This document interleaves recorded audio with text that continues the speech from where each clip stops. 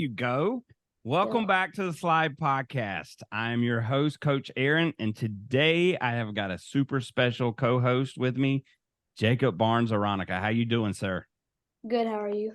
Good. So you're a previous guest on the show, and everybody's already saw who our guest is today, but sometimes I like to leave them hanging in case they didn't read it. But so we're going to hold on just a second for that one. But like, tell us how you've been doing, man, because the last time that we talked, you'd fell in a gopher hole. Like, Yes. I've never heard of that before in my life, but you had fell in a gopher hole. You were working through those injuries. How was this past baseball season, man? Amazing. Yeah?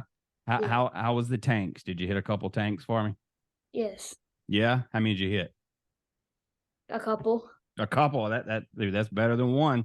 So Yeah. that's awesome, man. Well, so you played in the Little League. You played in the Little League All-Stars. Yeah. Have you been watching any of the Little League All-Stars? Or the Little League World Series? Yeah. Yeah. Dude, what do you think about this pitcher from China? Like Chinese. the dude, That Chinese kid is a goat. Like, could you hit him? Yes. I could take him deep if I get a hold of one. Yeah, Yes. dude. Like his equivalent, like MLB, is like 100 point like 7 or something. Yeah, like 107 and plus. Yeah, like you think you could hit that? Yeah. Look, I'm I wasn't as good as you are now at your age, but I'm pretty confident sometimes in myself. But that dude was scary. Like, I think the catcher was having a hard time just fielding the balls behind the plate. But that's all right. Who are you pulling for now, though? Chinese Taipei. Okay. So you got to pull for him, right? Yeah. All right. I don't. You know who I'm? Latin America. I'm a big Dolphins fan, and I love the colors. So I like those dudes. And then you've got Stella playing for, I think it's the Southeast. Got to pull for those guys. So it's been fun to watch. So Yeah. I've seen a ton of home runs though. Yeah. Yeah, it's been exciting to watch. So that kid from California is huge. 6'1". Which one? That 6'1" kid. Well, I don't know if I've seen him or not. Yeah, Like, he's 6'1". Dang, did they check his birth certificate before he showed up?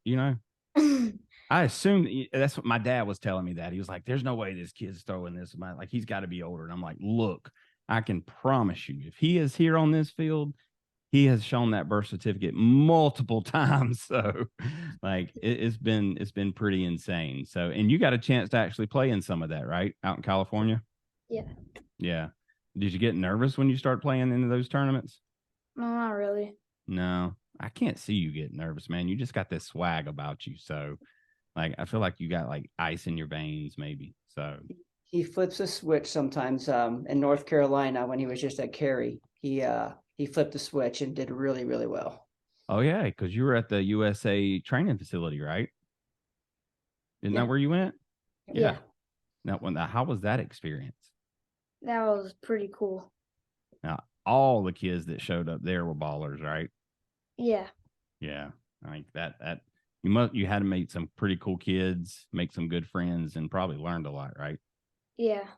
Very cool. I've never got to do this kind of stuff when I was your age. So, dude, I idolize you. I think it's cool, and enjoy and soak every single bit of it up, man, because I think you're going places, man. I think you are. Thank you. All right. So now let's get to who we're talking to today. So this show has been running for about a year and a half now. And for probably 2 years, I have watched this dude talk. I got cold chills right now just thinking about it. Dude, we have on today Mr. Drop a Bomb, CJ Beatty. How you doing, sir? Man, I appreciate the love and introduction, fam. I'm doing wonderful. Oh man, I've got so many questions for you. Of course, I'm sure probably a lot of them you probably answer every time that you're on the show. You get an interview, but man, I'm gonna tell you, like, I'm a big. I don't read a lot of books, but I listen to motivational speeches, and it's just something about listening to someone and hearing the passion in their voice, hearing the love of what they're talking about. Like it inspires me. And it motivates me. And I'm gonna tell you, your voice, your message just it captures people, man. And I'm one of those people. So I want to tell you thank you, first of all. I appreciate it. It's humbling to hear, and it fuels me to continue. I know it is passion driven because I tell people all the time I'm addicted to helping people. I just really want to help people understand that there's more in the tank, and that's what I do it for. Man, I've seen video clips of you talking to football teams, baseball teams, softball teams. You're at a golf course this past weekend with superstars. Like, I mean, dude, your brand, your name is all over the place. So, man, I know you're out there hustling and putting in time, but I know that there's people on the other side that appreciates it a lot. So, thank you. You're welcome, Jacob. You know who this guy is? Yeah. Yeah. You ever watched any of his stuff? Yeah. Just every once in a while, right? I listen to his music a lot.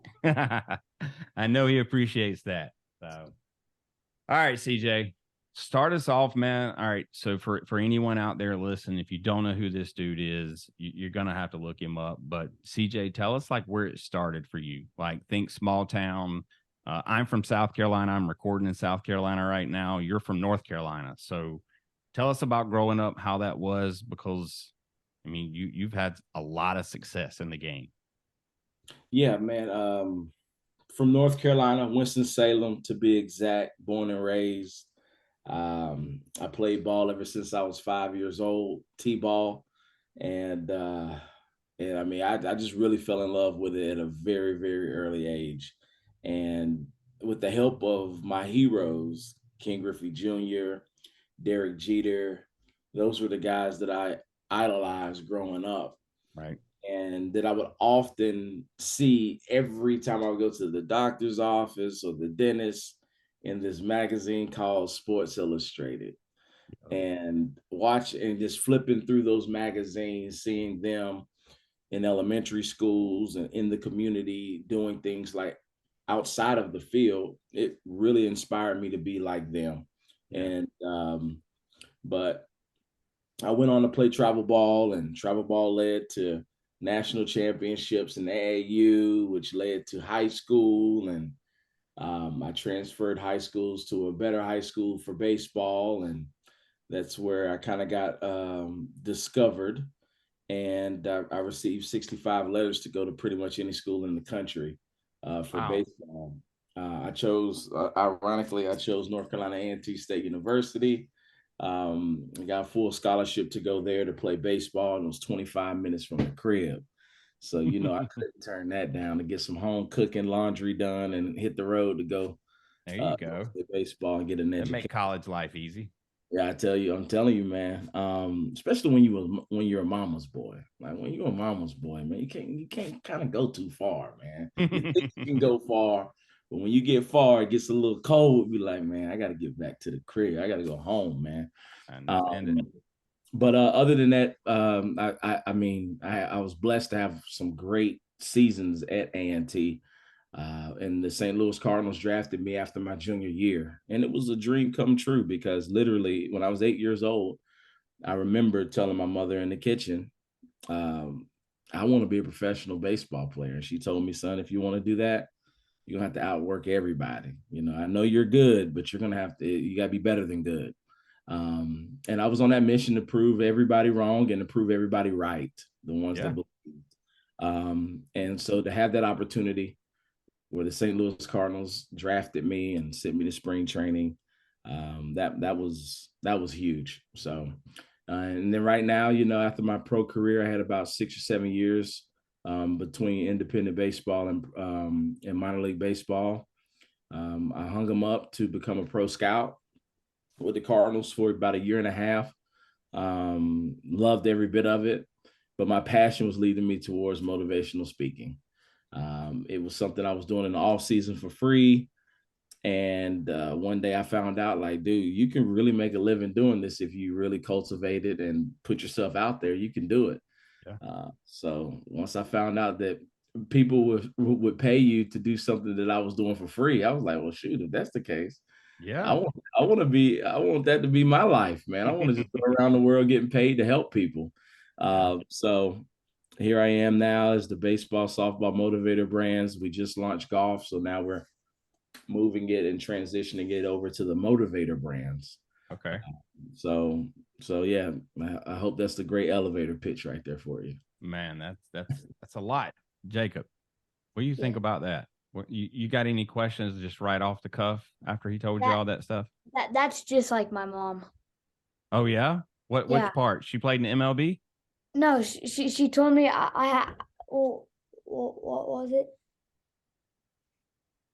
About saying like his mom was saying, What do you like, want to do? yeah, like what do you want to do and like what will make you happy? Gotcha. Mama knows best, bro. Mama knows best. Yeah. Well, look, so we're a youth baseball podcast. So we spend all of our time dedicated to the youth. Mm-hmm. And so our primary audience is coaches, parents, players. And so my big drive to have you on the show is this is a community that isn't where it was when you were playing travel ball. It isn't where it was when you were playing rec ball. And so there's a lot of division. There's too much competition. And what do you see like when you think about your days of playing youth ball, and then you look at things today? Where do you see the difference? And because it's like when I graduated in '96, we didn't have travel ball, or at least nothing that I was aware of.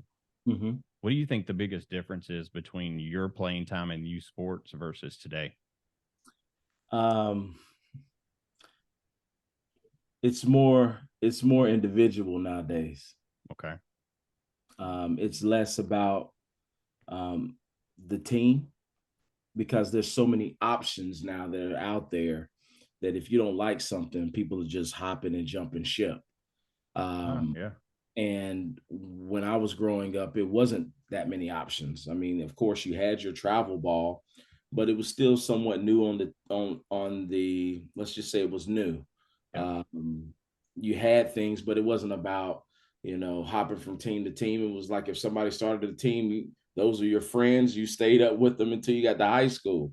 It wasn't going back and forth. It wasn't saying that I was a shortstop, and if I can't be shortstop, I'm gonna go somewhere where to be a shortstop. I don't like Timmy in left field, then we're going to another team because I don't want to see Timmy no more. So I think that it's more individual now, especially with the strength of social media and the likes, the addiction to likes and wanting to be liked and wanting to be cool and on the cool team. I think that people are hopping back and forth these days, and that was something that you rarely did back in the day. Yeah. Well, honestly, as soon as you started, my head went directly to college and transfer portal because I feel like the transfer portal is like it's not doing any favors for these kids.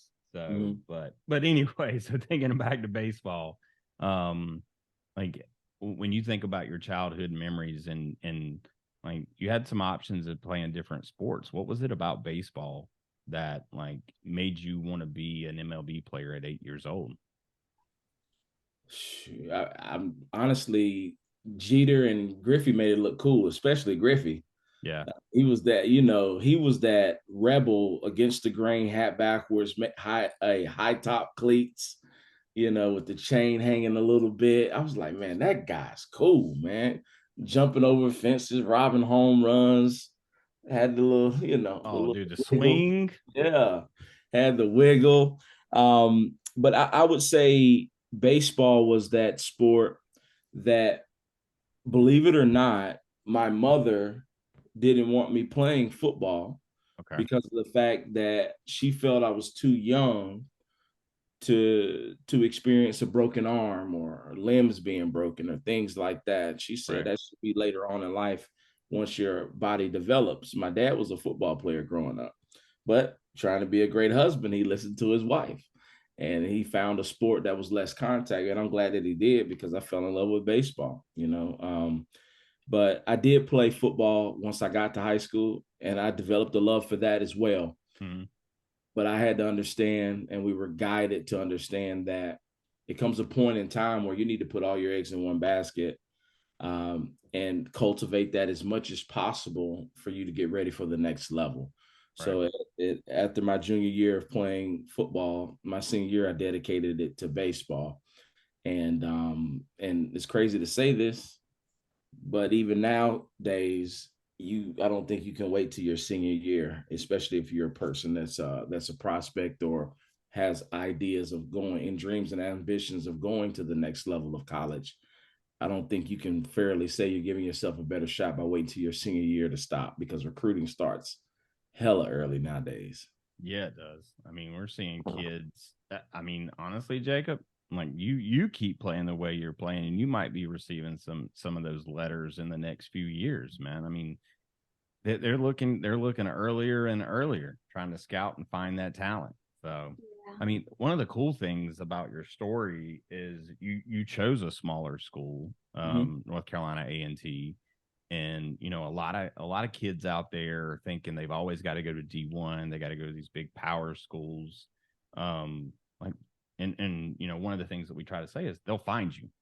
Like, what do you think was the key to your success in being recruited, and not so much as recruited, but drafted out of North Carolina A&T? Uh, you're correct. They'll find you. And I am a living testament to it, becoming a pro scout. When I was a pro scout with St. Louis, you know, you can't be everywhere. So you have to get information from someone or someone close to you, or an email that might come in that might pique my interest to be able to travel and go see somebody. So it is true that if you go and ball out, word will get around and somebody will come put some eyes on you. You just got to bring something to the table that's worth watching.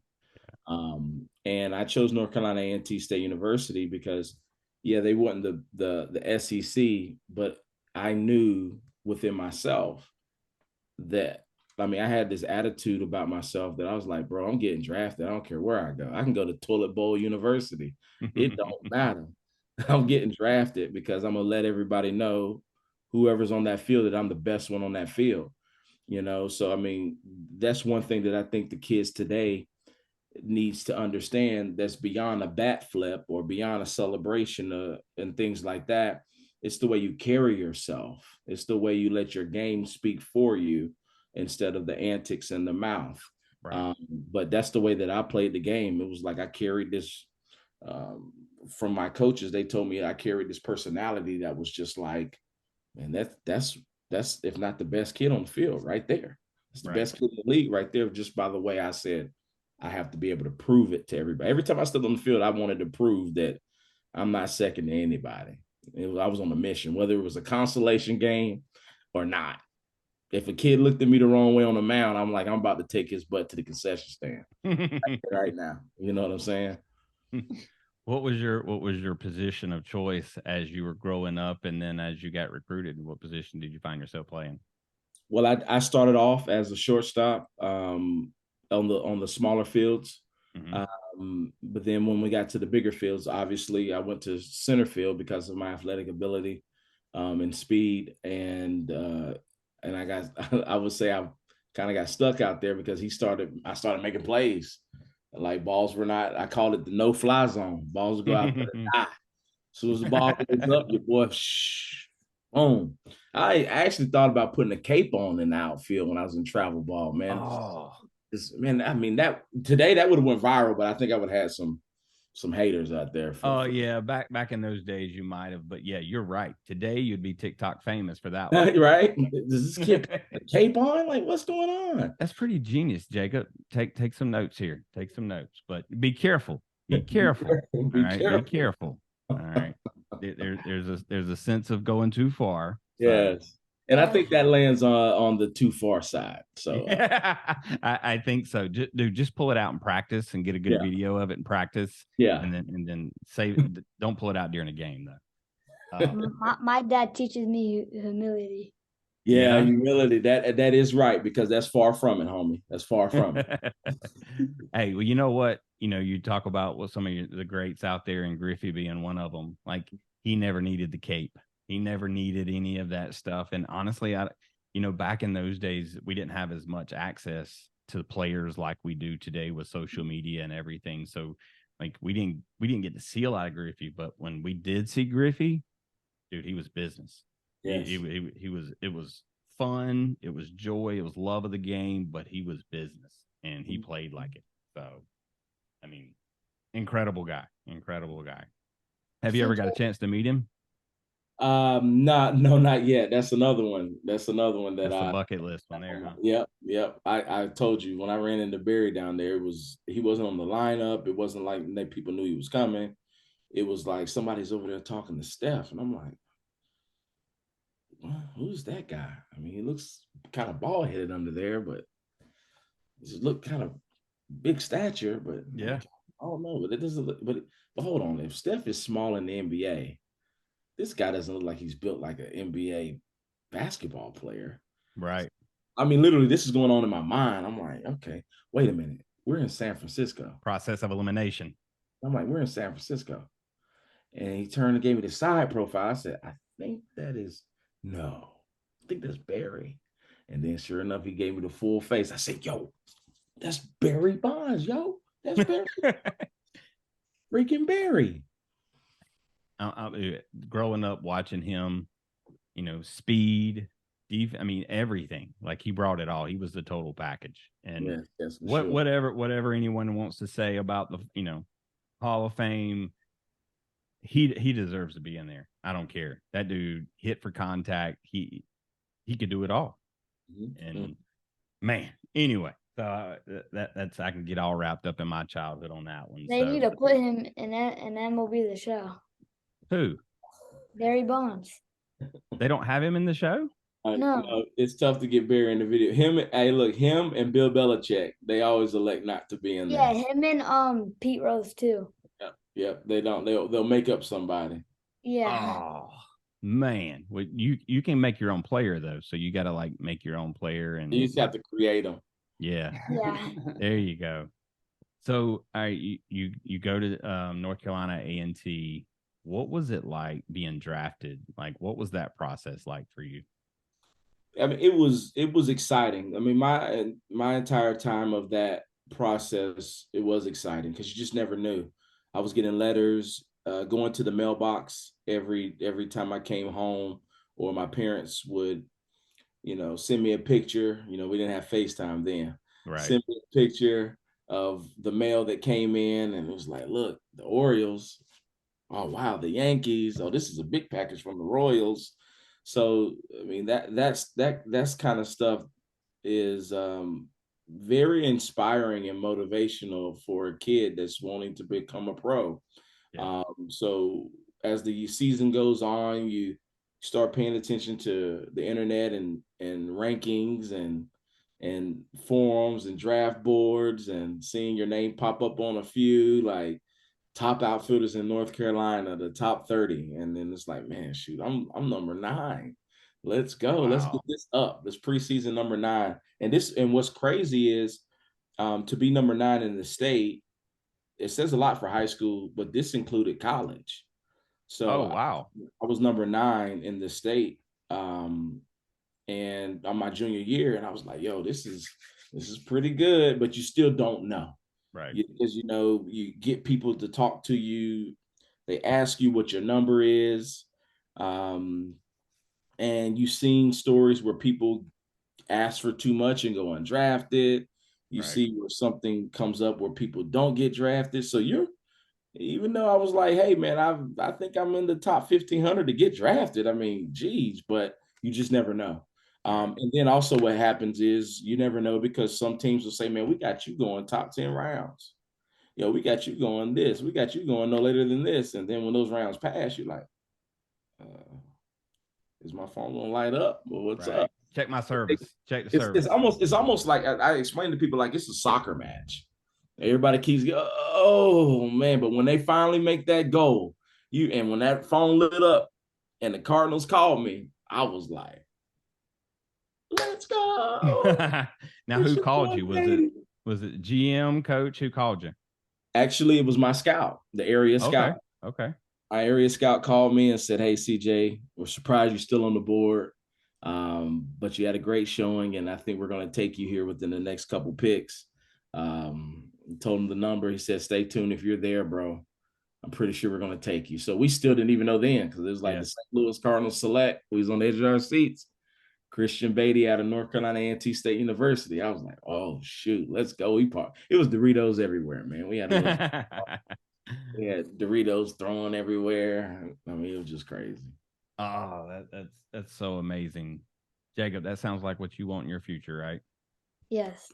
Yeah, for sure. CJ, what would you tell the 12-year-old guys out there and girls that their dream is to follow in your footsteps into the MLB and, to be on the MLB The Show one day? What would you tell those kids? Outwork everybody. Seriously, outwork everybody. Even when you're at home, you got to know that somebody else is out there trying to outwork you for your job. And I think a lot of kids today take the practice at home for granted. And they think that just because they work their tails off at the team practice and in their lessons, they think that it's enough. And it might be enough for your travel team, but it sure is not enough for you to make a splash in big D1 baseball. It's definitely not enough for you to make a splash at the pro level. If you want more out of life, you got to do more. So I think these 12-year-old kids today need to know that if you want more, you got to do more. So it starts at practice at home. If you start to come up with a schedule where you're busting your butt at home, you significantly increase your chances of retaining one of those spots. So bust your butt at home. And I do like some of the words as you're talking. I do hear that from some of the kids is, that they don't have the same imagination I feel like I had back as I was growing up, because that's all I wanted to do was play ball. And whether it was throwing tennis balls off the side of the house and then having parents like yell at me because I'm throwing balls at the house, or throwing them up on the roof and like trying to figure out how it was going to come down the roof line. Like I just use my imagination. Jacob, what do you do when like you don't have a team practice? You're in the middle of off season. Like, where do you spend most of your time, Jacob? In my room, throwing on my pitch back. Oh yeah. Yeah, I throw my pitch back and I go hit off the tee. You got a cage in the backyard, right? Yeah, How much time do you spend in that cage? a lot. Yeah. Yes. Well, what do you think we could tell kids out there? Because you hit off a tee a lot, right? Yeah, and my dad throws to me a lot too. A lot. Yeah. I hit like 2 or 3 buckets a day.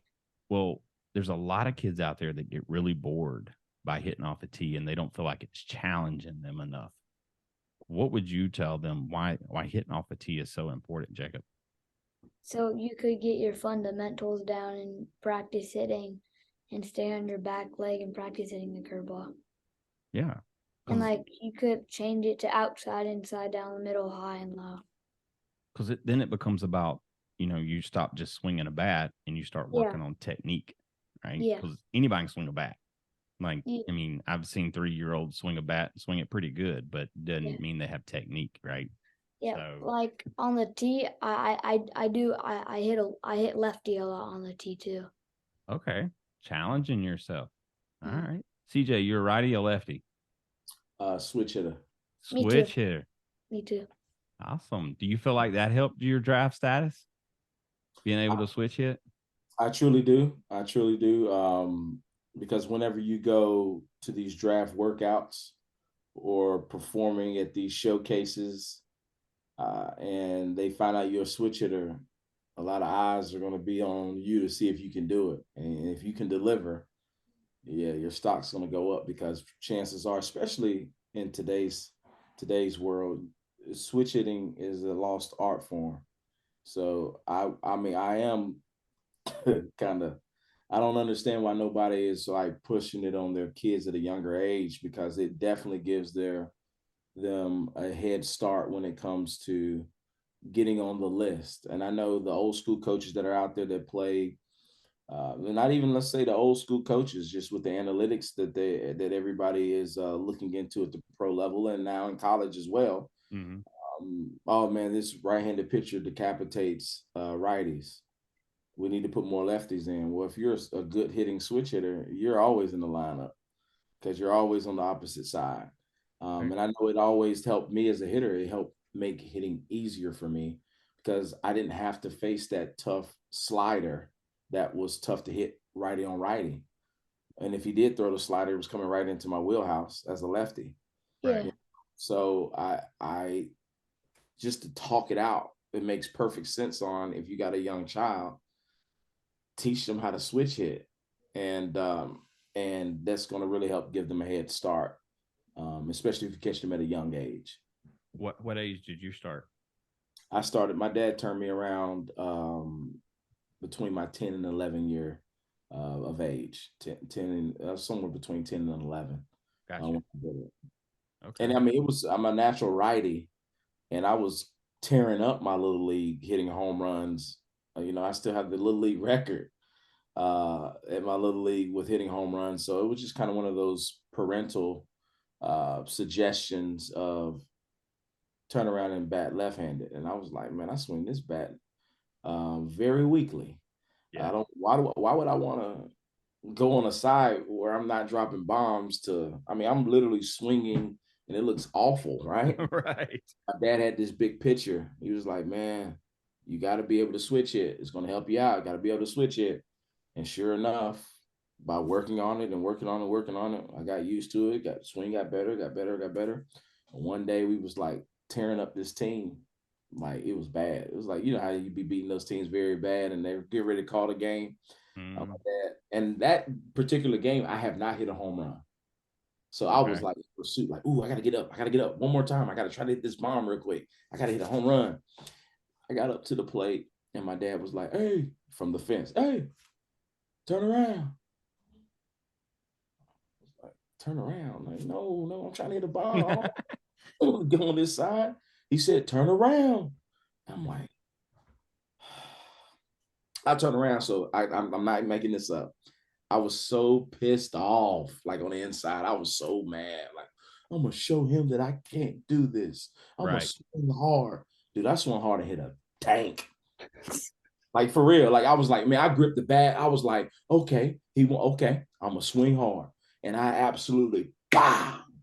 And I'm like, and I was going around the bases, in Little League, everybody's like very friendly, and everybody's like, everybody. What just happened? Yeah, and so of course, being the guy that I am, going around the bases, everybody's like, "Oh my God, you can switch it, you can do it on your left." Oh, at that point, I was like, "Oh yeah, that's what I do. Yeah, oh, for sure, man. Oh yeah, that's what I do." But my dad knew best. But that's my story of how I started switching. That's awesome. Now, Jake, do you switch hit during games? Yes, I was playing this really bad team, and I had a triple off them. Oh yeah. Now you're a natural righty or lefty? Righty. Okay. All right. So what was the transition like as you started to switch hit? Was it hard for you, or did it come easy? My swing was so ugly when I started. Well, how did you not get frustrated? Like just like, swing doesn't look good. I can't make contact. Like, because baseball is already hard anyway from your natural side. Like, and now you're trying to do something even harder. Like, what made you not want to stop? It was just fun hitting lefty, and I'm like, I challenged myself. I'm like, I could hit righty really good, but I can't lefty. So I'm like, I'm gonna try to hit lefty now. Right. And then I just kept on practicing like that. Like I do that in my batting cage. Every time I practice, I take like half righty and then half lefty. Now, which one are you stronger at now? Is it pretty equal? Yes. Yeah, that's good. Very good. I think that's what's lost on a lot of this generation, CJ, is, you got a lot of parents that get more involved these days, and my baby has to play shortstop. My baby has to play, the infield, middle infield. And then, like yourself, you get moved to the outfield, and then you find your home because you're able to do so much more. Like, if you're thinking about the parents out there now, what would you say to the parents that are so convinced of their kid getting playing time in the infield and being able to understand how, being a universal utility, like just being that player that'll do whatever needed for the team? What would you say to those parents that are struggling with that? It's tough as a parent whenever you want what's best for your child. But I definitely think that parents need to educate themselves and talk to some more people, more qualified people, right? Not just their coworkers or other teen moms and dads, but they need to talk to people that have done it and recruited at a higher level, so they get a deeper understanding of what needs to happen, when and how. When it comes to only being limited, he's only a shortstop. That is something that that is absolutely that needs to change. Right. So I'm not looking, like, if you ask any D1 coach at a high level, they're looking for athletes. Right. They're looking for athletes. They're looking for people that can come in and make an impact no matter where. And the more positions that you could play at a great and high level increases your value and makes you more of an asset to the team. If you come into my university as a very good shortstop, but I already have an All-American at shortstop, but that's what you've already played, that's what you've played most of your life at, is shortstop. And when it comes a point to where I have to throw you in left field because I need your stick, you lose the games for us because the only thing out of your mouth is, "I'm sorry, coach. I've only played shortstop my whole life. I don't know how to play outfield." Well, you know what? He's going to find you. You're going to find your butt on bench. Right. That's what's going to happen. Butt will be on bench. So I would encourage parents to understand that if you want to increase the value of your player, they need to learn as many positions as possible. And then they also need to become good at as many positions as possible, because there's a difference. I go to these showcases a lot and I'm looking at players, and you get these gung-ho kids that are like, "Oh, I can play. Oh, I can play. Oh, I can play." No, just because you can catch a fly ball don't make you an outfielder. Exactly. Just because you can throw somebody out a couple times doesn't make you a second baseman. Just because you started a double play and threw it like a dart over there to the shortstop and he turned it successfully doesn't make you a second baseman or a middle infielder. My rule of thumb is, if you cannot make the routine play look spectacular and the spectacular play look routine, then you're not that position. Wow. Did you track with that, Jacob? Yes. That was pretty good, dude. That's why you here, man. Like, look, all right, I'm gonna tell you, CJ. So Denzel Washington, to me, is like the ultimate inspirational guy, because he can just be having just a random conversation and give you cold chills and be like, "Damn, let me get up and go run. Let me go do something." You that kind of guy, man. Like, I love, like, you just, your ability to make it relatable to the audience is pretty freaking amazing, man. So, and you know, going back to what you're saying, like, there's skill to play in outfield. Like, there's a skill that has to be learned. Yes. And you know, I've heard of kids, you know, and actually several times around in my area where, you know, a kid has only spent time, you know, in the infield, and they want to go travel ball now. And like you said, show up to a travel ball team, they probably already got their infield set in most cases. He had never played outfield before, or kids never played outfield and didn't know how to track a ball, you know, the right way. And he didn't make the team. And so for all the parents out there, as you're thinking about, you know, your kid, where they're batting in the lineup, what position they're playing, you know, all of those just random things, what Game Changer says, like, really you need to ask the question is, are they having fun? Because I feel like, CJ, now with, you know, all of these choices and all of this unnecessary pressure being put on these kids, like, the fun's being taken away at such an early age these days, and kids are getting burnt out, getting hurt, or just losing the love of the game. I mean, is it, do you see any of that in your world? Yeah. I think that the wrong coaches are coaching.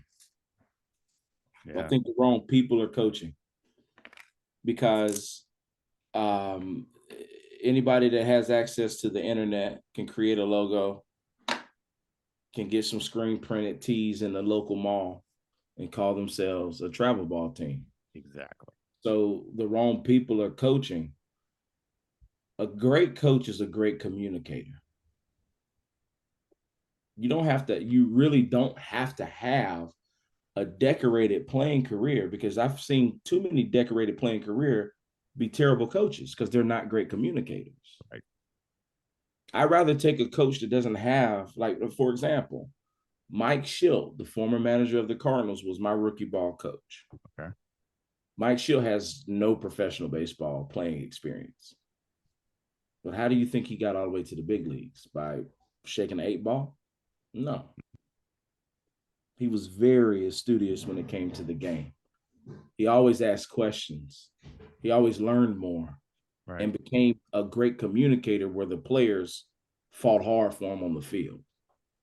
So that worked in rookie ball, single A, double A, triple A. Let's give him an opportunity in the big leagues. And that's how that happened. So again, when it comes to bringing that energy and getting the most out of your players, I think that it's most important that we understand that it still has to be about development. And if a coach says that it's about development, they my rule of thumb, look, they got 2 practices or a practice and a tournament for me to see if they're about development. It doesn't take long for somebody to show you if they're about development or not. And then here, if you want to be straight up, if you're truly about the development of your child, then therefore, the moment that you say that we're interested in joining your organization or your team, ask them up front, can you explain how you implement development into your team or into your organization? Is there anything in place that you can share with us other than we're about development? Okay, how? Right.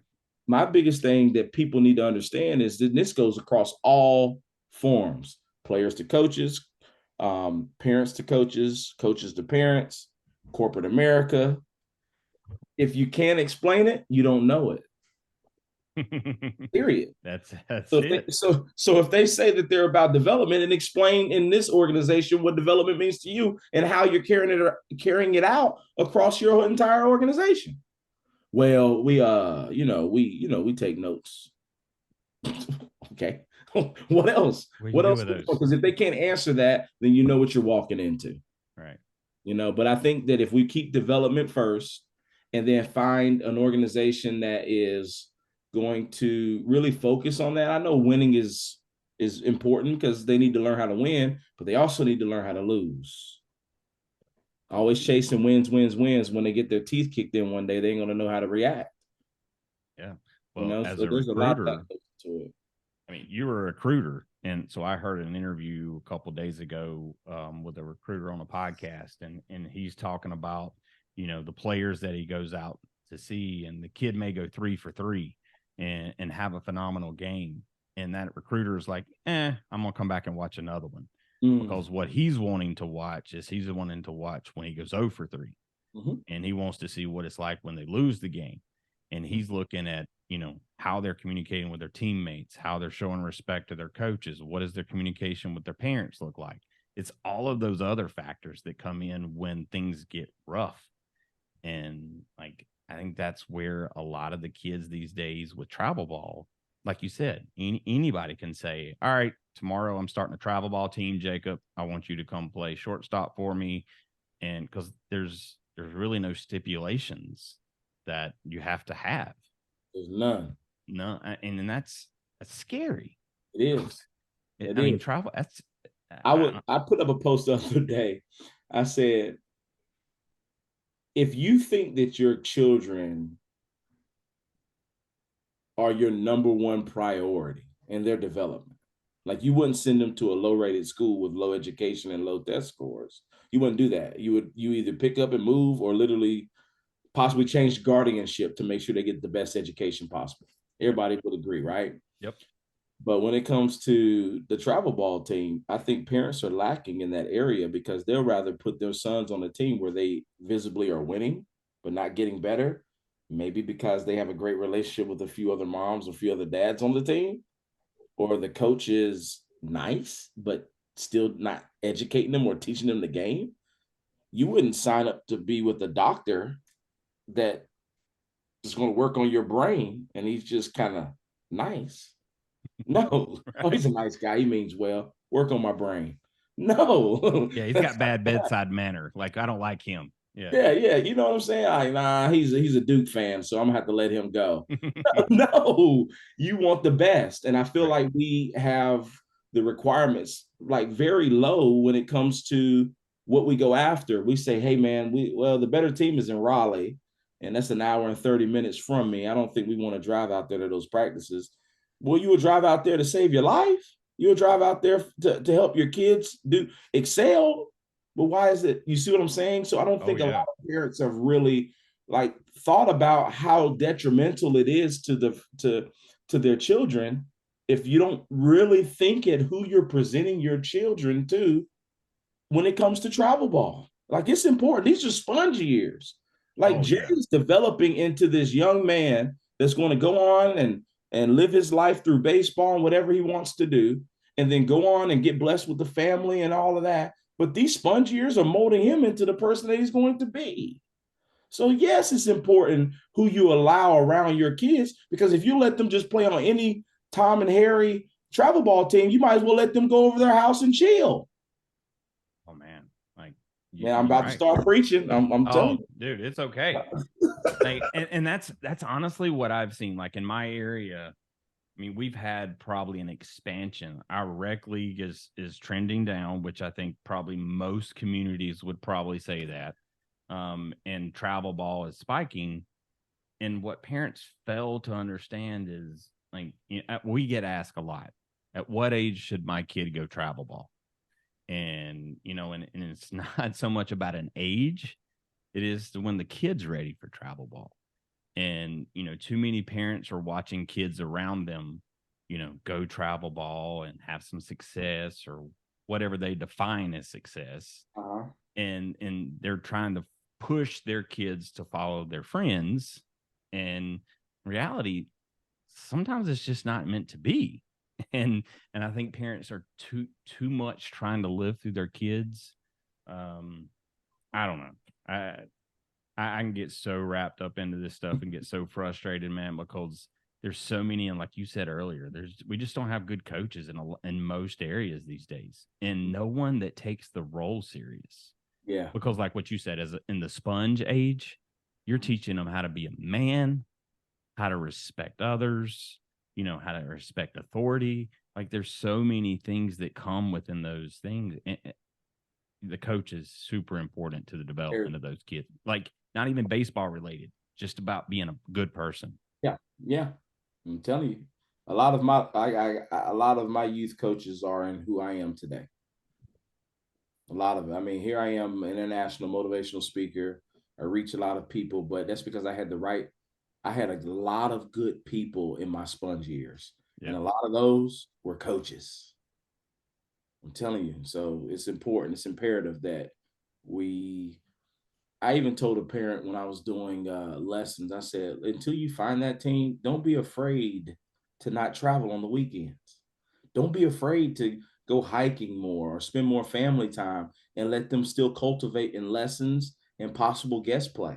Yeah. Until somebody qualified steps up, don't feel pressured to settle for less just to be able to say he's a part of something. Like, you got to do what's best. This is an investment. Your kid doesn't have 9 lives. It's got 1. So you got to make sure you do what's important.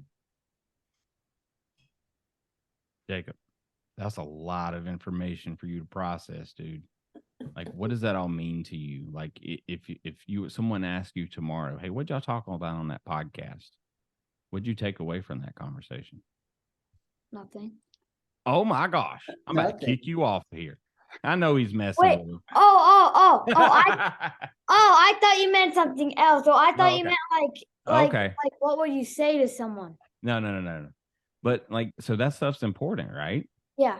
Like, I mean, how, your coaches, what's important to you? Like, what do you like best in a coach? Jacob? What do you like best in a coach? Who's been your favorite coaches? Coach James. Jacob has been on the same team for the past 3 years now. Okay. Drive an hour 30 minutes. We drive an hour, 15 minutes to get to practice because in our area, we don't have what met his needs for development, the right fit, exactly what you guys are talking about. So for Jake, yeah, we drive from Lancaster, California, all the way down to Encino or West LA just to get him to practice and the right coaches for him. That's the right fit that we feel is for him. Right. So what you guys are talking about, it kind of rings real true with us right now. Jacob, so those coaches that you like the best, are they easy on you? Like, do you like them just because they like hang out and like tell you jokes all day? They push us like to actually do like the right stuff and stuff. So they may frustrate you sometimes, right? Sometimes? Yes. Yeah. You know, I think that's one of the things in CJ as I was growing up, and we had a show earlier and we were talking to another coach, and like my coaches were never like nice. Like they instilled, like I just didn't have, like I never like hung out and like chilled with the coach, but like my coaches, I respected them. I knew exactly what they expected of me, and I knew what, you know, I had to show up every day because they were gonna push it out of me whether I wanted to or not. And I think a lot of times these days we're looking for social fits versus what's best for my child. And I'm dude, I can get on a tangent on this one, so I apologize. So I just see youth baseball in general just becoming something that it's not always healthy. It's a healthy environment. So I'll leave it at that. So, all right. So you're an international motivational speaker now. Like, when did it like dawn on you that like this was your calling? Like this is what you enjoyed doing? 2000 in 2012, the fall and winter, which was the summertime for Australia. I was playing ball in Australia for Brisbane, and I knew my playing career was getting ready to come to an end, because I was just like, hey man, it just seems like, I mean, and not playing career as far as playing, I could have played I could still play independent baseball right now, but just trying to get to the major leagues. I just said, hey, you know, not getting enough calls. Doesn't look, I just want to make sure that I'm ready for that next step or that transition in case, you know, it doesn't work out. Right. And after consulting with my mother over a call, she was just like, what else are you good at? And then that's when I thought about, well, I mean, baseball's been my entire life, but I like to speak to people as a speaker. I love going into the schools, and I love, you know, preaching life into people, man. It's just awesome. And she told me, she's like, well, you should try to go into that. I heard that if you do it real well, you can get paid pretty good money. So that's kind of where it took off for me, because once I was inspired to find out that you can get paid to motivate people, 2013, April is when I launched Motivational Nuggets. And I reached out to Eric Thomas on Twitter, and Eric Thomas responded back, and it like floored me because I was like, yo, this dude is legit. God, it's E.T. the hip hop preacher. Yeah. And he responded with clear direction on, brother, you need to go through YouTube. You know, that's the quickest way for you to gain a following and to be everywhere. So I followed his instructions. I started putting things on YouTube, and my views were not going anywhere. And I was like, hey, are you sure? Because nobody's watching it. But he says, it's not about reaching your goal. It's about what you become in pursuit of it. And I was like, okay. Wow. He said, just stay consistent. Just focus on consistency. Even if it gets tough, focus on consistency. And that's what I did. I made a promise. I gave myself a year. I said, I'm going to run this play for a year. I'm going to put up a video once a week for a year, every Wednesday. And sure enough, and within my first 3 months of putting out videos, I put out one voiceover still on my YouTube today. It's called Practice, where I went to my local little league, and I dragged my little brother out there, and I told him, I need you to run heels, and I'm going to videotape you doing it, and I'm going to put my voice over it with some roar battle cry music. And I did that. and it hit 100,000 views in 6 months. It was just growing crazy. And for me to go from 30 views to 100,000 in 6 months, that was a fun climb. Yeah. After when that happened, then that's really what helped me get onto the scene. Okay. Because people started to then want more, request more. I put out more voiceovers. But my biggest breakthrough moment in person was, and that's why I have a great relationship with the Wake Forest baseball team, because Tom Walter gave me my first big time speaking engagement at the D1 level. I called him up and I said, "Hey, Coach Walter, I would love to speak. You can see my YouTube channel.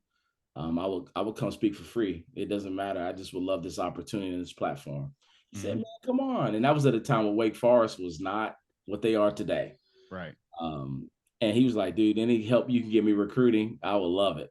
And I said, "You mind if I record it?" And he said, "Yeah, you can record it." I put that out there. It's called Mental Toughness. And that went viral as well. But by me being on that stage at Wake Forest, speaking to those players, opened up UVA football, Campbell football, basketball teams. People started calling, and that's what really was the birth of me becoming a motivational speaker.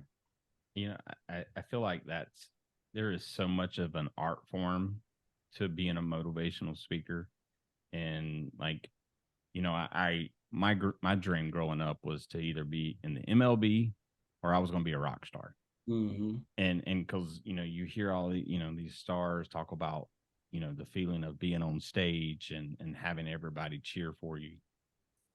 There is no doubt. Like, I've done a little bit of motivational speaking in my history, and standing on the stage and seeing people being uplifted by something you may have said, seeing people make a connection to those kind of things, dude, there's no better feeling in the world than that. Like, I mean, it's incredible, and I think it takes a special person like yourself to really truly, you know, take talking and start inspiring. So Awesome. you're definitely there. All right. So where did the hip hop come from? So like, where did all of this stuff come from? It just one day I just wanted to break the monotony of everyday life. I thought something hit me one day. I was like, man, I want to create a song, a baseball song. And I want to just put it on iTunes and tell all my friends like, yo, I'm a hip hop artist. Literally, that's what it was. It was no, like I wanted to pursue this and definitely not get it to where it is now. It was just something I just wanted to be like, how cool it to be to say to my friends, I'm on iTunes, yo, go check me out for 99 cents, go get this song. Yeah. And I put out message to my haters. My first baseball song I composed myself on an iPad, and put it out there, and that was it. I put it on Instagram, let people know. I didn't check it for about 2-3 months, and I checked my back office. You know, I logged into the account, checked my back office, and it was just under $1,000 in there. I was like, whoa, where did this money come from? And I, you know, click. And I'm like, oh, people actually bought this? Whoa. Oh, right. Okay. I think that entrepreneurship light bulb came on. And I said, well, look, I'm going to put out some more baseball music. And I just started putting out baseball music. And then one day I looked on there and I said, man, I think I really have something. And I put out my first song in 2015, and I've been doing it ever since. So like 6 volumes of baseball music later, 2 volumes of softball music. I'm actually getting ready to get in the studio and start with golf music now. So I'm that guy.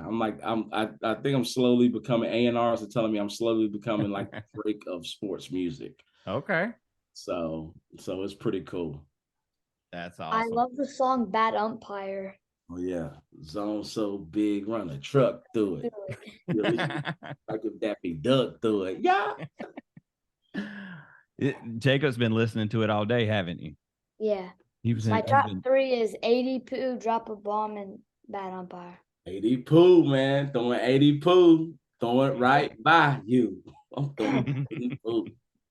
Look, we were at a baseball tournament in Myrtle Beach, South Carolina, 2 weekends ago, and our closing question that we ask every single guest is, what's your walkout music? So you're going to get that one. So spoiler alert. And we had multiple kids say your music. Oh, so wow. It That's was awesome, man. It was because I was like, I know that dude. Like he's coming on the show. So That's awesome, dude. It totally resonates with the kids today. They love the swag that comes with the music, the confidence that it builds. So I think dude, you're a well-rounded guy, man. And like, thank you. God made a diamond when he made you, man. So I appreciate that. Respect. Yeah. Jacob, any final questions for this dude before we let him go for the night? What's your favorite baseball players? Ooh, my favorite baseball players. Ooh. Are we going all time or like current? All time and current. Okay. Well, obviously I've named two, Derek Jeter and Ken Griffey Jr., but I wore 44 because of Hank Aaron. Hammer and Hank is the reason I wore 44. But I would say I'm gonna hit you with some people that I loved watching growing up was Wade Boggs, Jeff Bagwell, Pete Rose. I had an opportunity because my dad, like when I say I'm watching growing up, my dad like had film on these guys, YouTube videos. Hey, watch this. You see him with 2 strikes? See how he gets lower? Look what he does. Chokes up. Yeah, it was all of that growing up. But I would say in today's world, of course, Shohei Ohtani, he's a treat. And I'm gonna tell you this from like professional scouts' eyes. Like he is somebody that you should be thankful that you grew up in the era to watch him. Yeah. I think more people are coming because it's going to produce more outward thinking for dual type players. They're going to start to come now. And it's the same thing happened in the NFL. If you remember, everybody stayed away from short quarterbacks, and everybody stayed away from if you can't stand in the pocket, they didn't want to. Then Michael Vick broke the mold, and which led to this, and Randall Cunningham before him, and so I believe that this is the beginning of something special for MLB with Shohei. But he's special. Mike Trout, I got drafted in the same year Mike Trout got drafted. I was a little envious of him when he got drafted higher than me in the first round. I was like, what makes this kid better than me? And we played against him when he played for the Cedar Rapids Cardinals in low A. That was his first game against us, Quad City River Bandits. I was in left field and I was just stewing like, man, who is this Mike Trout guy, that first rounder? This guy's trash. They should have drafted me. I'm way better than this guy. Oh, buddy, Mike Trout first at bat hit a routine ground ball to the second baseman, just glove side, just to boom, throw him out, beat it out. I said, oh. I said, I can't do that. From the right-hand side, too. I was like, good gracious, that kid was flying. And he's built like Mike Allstott. Look him up. He was just like, everything. I was like, dude, like, okay, if you're this big and you can run that fast, that's crazy. So Mike Trout is one, Mookie Betts, Shohei. I do like Fernando Tatis. I like the way that he goes about his business. And I'm going to say this. I like Jazz Chisholm. He's one of those guys that I know that whenever you play against him, he could be one of those guys that's like, something that you don't want. But other than that, I like Jazz Chisholm and how he goes about it too. Ooh, sorry. Sorry. You're good. You're fine. Is that on your side? Yeah, that's on our side. She was just cooking in there. It's okay. But yeah, those are my top guys. What about the Reds kid, Ellie? Oh, Ellie De La Cruz. Oh yeah, man, he's great for baseball, and I know he could run for mayor 3 times over in Cincinnati right now because it's been a drought in Cincy, and he's that electric spark that they need. Dude, it's been a minute for Cincy, right? Like, who's the last big star that they had other than Griffey? Votto. Yeah. Just Votto. I mean, and after Votto, now you're just talking about big red machines.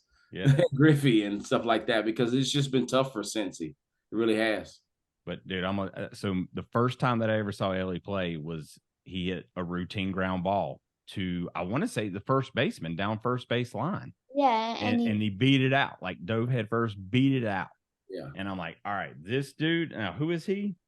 And because like I think back to my days of watching Griffey play and how much fun I saw from those guys enjoying the game on the field. Dude, he's gonna be something. Yeah, he is. He is. He's great for baseball, man. It really is. It really is. It's fun to watch him. Yeah, no doubt. So what else you got, Jacob? You know how you said you also love Pete Rose? Yes. I have a Pete Rose signed ball in my room from my grandpa. Oh yeah, hey man, that's special. That's special right there. Charlie Hustle, man. I had an opportunity when he was making his independent baseball tour. He came and stopped in Washington and came in the clubhouse, and I got a chance to have a recording on my phone that I have saved on all my devices with him speaking to us. And he signed my Pete Rose book.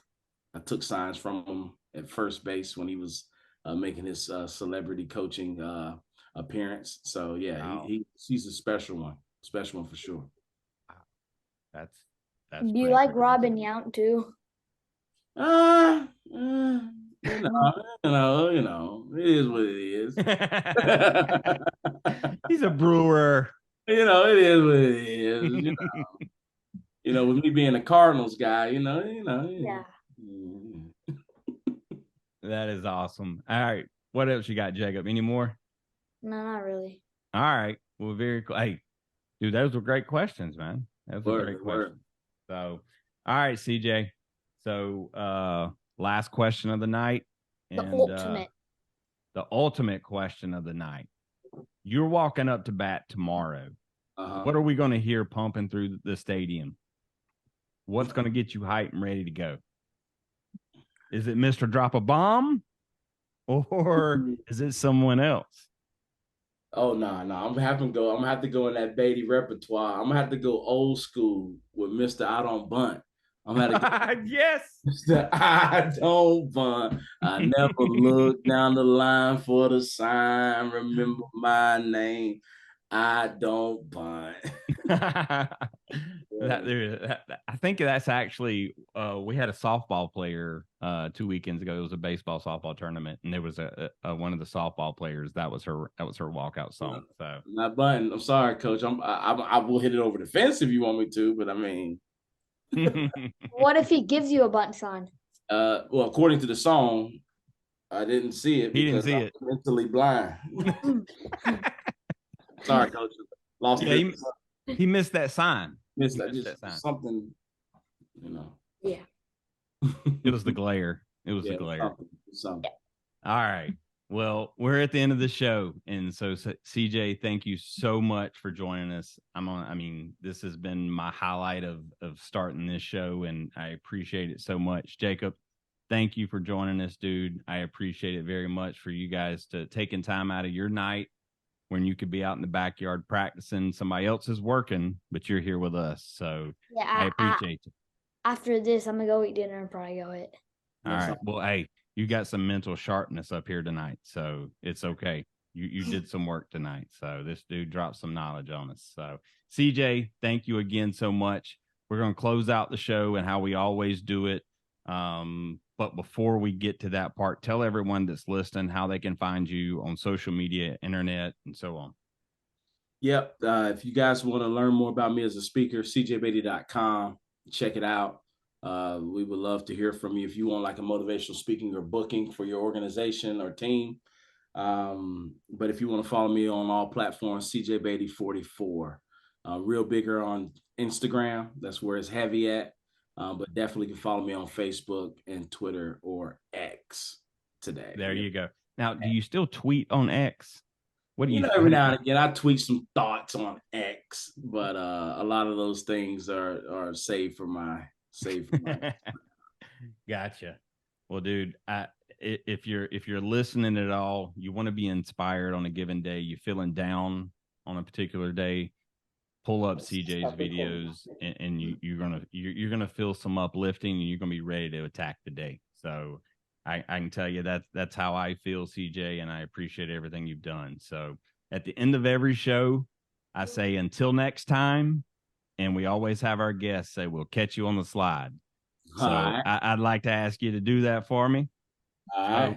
thank you to all of our listeners out there. Look, I know tonight you had a lot of different options to choose from when this thing came out, but you chose to listen to us, and I'm so glad you did, because I hope you got a message from CJ today that tells you to push through, stay focused, have a goal, and drive towards it. So, but thank you guys again for listening. But until next time, CJ, we'll catch you on the slide. You the man.